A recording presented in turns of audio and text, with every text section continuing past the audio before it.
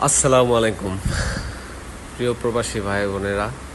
আপনারা অনেকেই জানেন না যে কুয়ালালামপুরের শ্রীলঙ্গরের শাহ আলম সেকশন 13-র ভিতরে কোনো বাংলাদেশি রেস্টুরেন্ট আছে কিনা। এতদিন আসলে ছিল না, এখন আছে, এখন নতুন ওপেন হচ্ছে।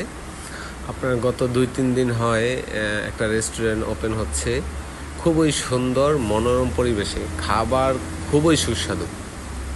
যেটা আসলে আপনারা কেউ যদি না খান তাহলে বুঝতেই পারবেন না যে আসলে খাবারের কত গুণগত মানটা কীরকম।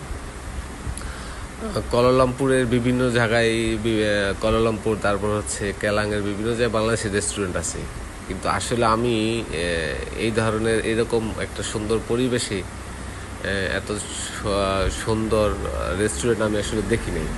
আমি নিজেও হতবাক। আমি ওইখানে খাবারের জন্য গিয়েছি, সেখানে খাবার খাই, আসলে টেস্ট করি যে কীরকম হয়েছে খাবারটা, দেখি যে কেমন হয়েছে।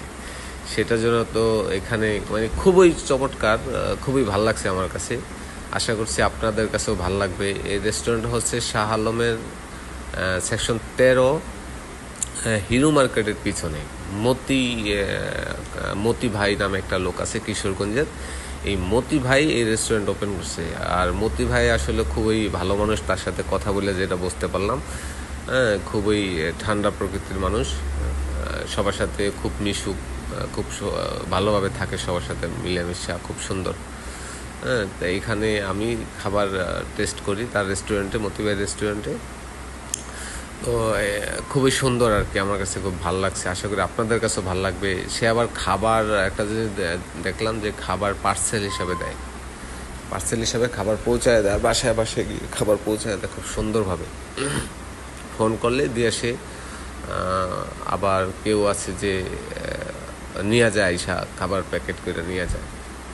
আশা করছি আপনাদেরও সবার ভালো লাগবে। আপনারা সবাই আসবেন, এখানে একবারের জন্য হলেও আসবেন খাবার টেস্ট করার জন্য। ভালো লাগলে অবশ্যই আসবেন সবাই। সাপোর্ট দেওয়া দরকার, যেহেতু একজন বাংলাদেশি ভাই, তারা আসলে আমাদের সবার সাপোর্ট দেওয়া দরকার। আশা করছি আপনাদের কাছেও খুব ভালো লাগবে তার খাবারের গুণগত মান। সবাই আসবেন ইনশাআল্লাহ, সবাই আসবেন, দাওয়াত রইল সবার। খুবই সুন্দর, দেখেন জায়গাটা খুবই সুন্দর, খুবই সুন্দর।